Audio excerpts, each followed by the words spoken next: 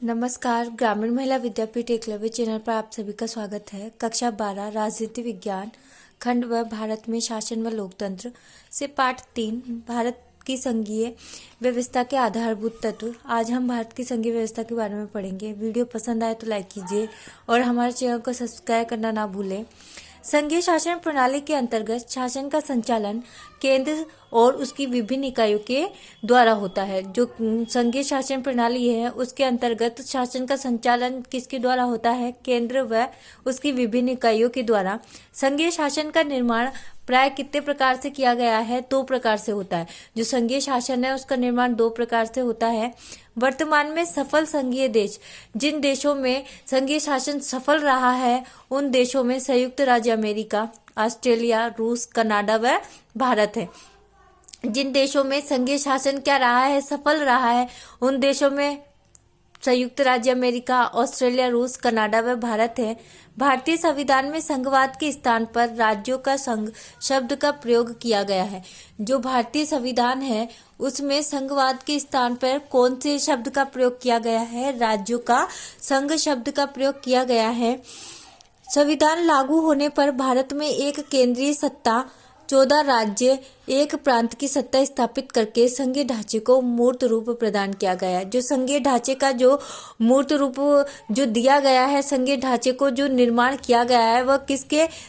भारत में केंद्रीय सत्ता में 14 राज्य और एक प्रांत की स्थापना करके किया गया है। भारत में वर्तमान में भारत में कितने राज्य हैं? 28 राज्य हैं और केंद्र शासित प्रदेशों की संख्या 8 है। क्योंकि जो कि पहले कितने थे? 29 राज्य थे और केंद्र शासित प्रदेश 9 थे। तो वर्तमान में इनको 28 राज्य और केंद्र शासित प्रदेशों की संख्या 8 है। क्यों? क्योंकि दादर नागर हवेली और दमन दीव को मिला दिया गया है और इनके जगह पर और जम्मू कश्मीर को जो विशेष राज्य का दर्जा प्राप्त था उसको भी हटा दिया गया है अनुच्छेद 370 के अनुसार। तो अब वर्तमान में जो राज्य है उनकी संख्या 28 और केंद्र शासित प्रदेशों की संख्या कितनी रह गई है? 8 रह गई है। जहां केंद्र द्वारा शासन का संचालन होता है। भारतीय संघीय व्यवस्था के प्रमुख तत्व भारतीय संघीय व्यवस्था के जो प्रमुख तत्व हैं वह है शासन शक्तियों का स्पष्ट विभाजन, संविधान की सर्वोच्चता, निष्पक्ष व स्वतंत्र न्यायपालिका, एकल नागरिकता, केंद्रीय व्यवस्थापिका में राज्यों का सदन कौन है? राज्यसभा है, राज्यपाल का पद, एकात्म का प्रभुत्व, शक्तियों का विभाजन किस प्रकार किया गया है? तो शक्तियों को 3 आधार पर बांटा गया है, 3 भागों में बांटा गया है। पहले संघ सूची, दूसरा राज्य सूची, तीसरा समवर्ती सूची। जो संघ सूची है उसमें 97 विषय रखे गए हैं जिन पर केंद्र को कानून बनाने का अधिकार दिया गया है। जो संघ सूची है उसमें कितने विषय निर्धारित किए गए हैं? 97। और उन 97 विषयों पर कौन कानून बना सकता है? केंद्र सरकार। दूसरी है राज्य सूची इसमें 66 विषय रखे गए हैं जो स्थानीय महत्व के होते हैं।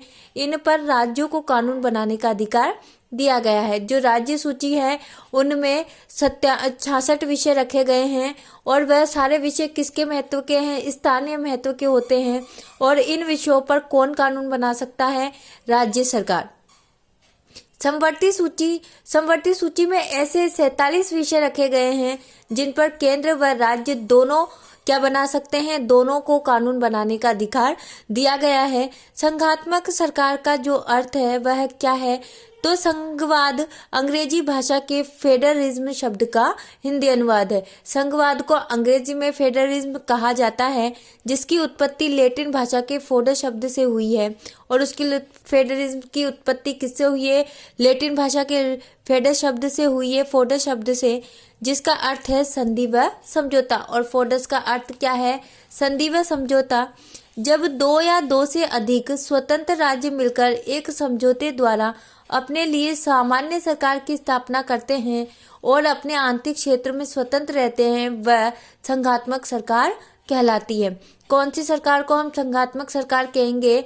जब 2 या 2 से अधिक स्वतंत्र राज्य मिलकर समझौते के द्वारा एक सामान्य सरकार का निर्माण करते हैं तथा अपने अपने आंतरिक क्षेत्र में क्या रहते हैं? स्वतंत्र रहते हैं, तो वह संघात्मक सरकार कहलाती है।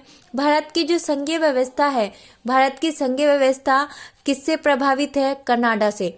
भारत की जो संघीय व्यवस्था है, कौन से देश की संघीय व्यवस्था कौन से देश से प्रभावित है? तो यह कनाडा से प्रभावित है। परिभाषा, संघवाद को परिभाषित, संघात्मक सरकार को परिभाषित करते हुए क्या कहा गया है? तो डाइसी कहते हैं संघात्मक सरकार वह योजना है जिसका उद्देश्य राष्ट्रीय एकता और राज्यों के अधिकारों में सामंजस्य स्थापित करना है।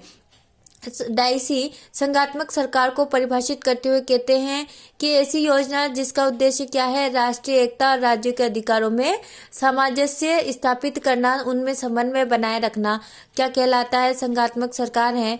मोंटेस्क्यू के अनुसार, मोंटेस्क्यू संघात्मक सरकार को परिभाषित करते हुए कहते हैं एक ऐसा समझौता जिसके द्वारा बहुत से एक जैसे राज्य बड़े राज्य का सदस्य बनने को तैयार हो जाते हैं।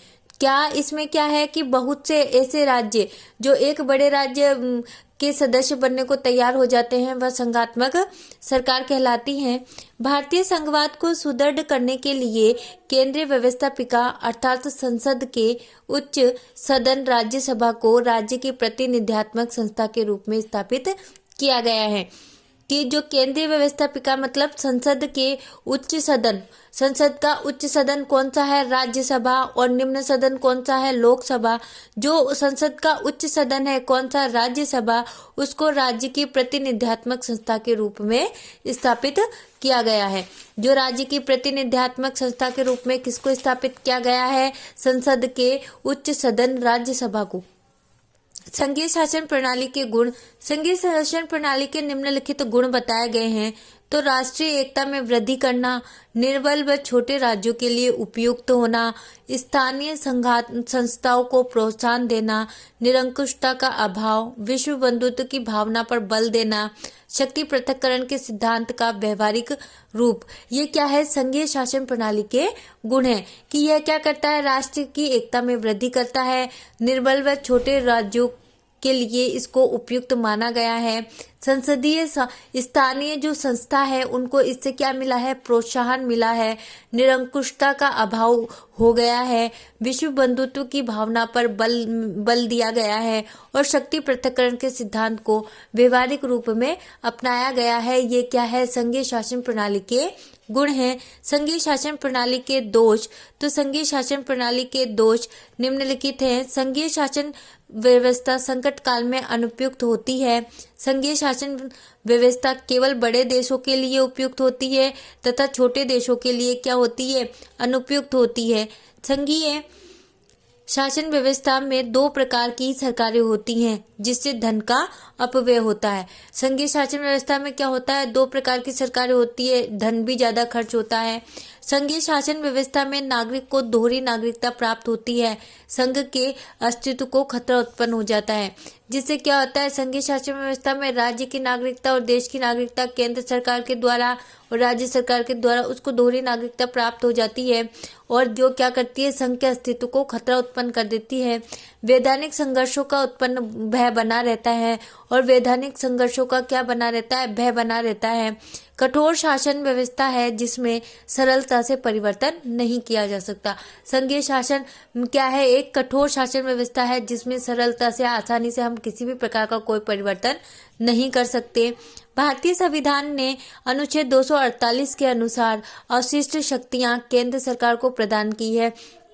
जो भारतीय संविधान है उसके अनुच्छेद 248 में क्या किया गया है? अवशिष्ट शक्तियां केंद्र सरकार को प्रदान की गई है।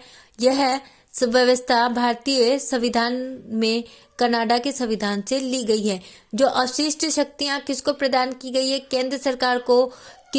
कौन से संविधान से ली गई है? कनाडा के संविधान से भारतीय संविधान ने ग्रहण की है।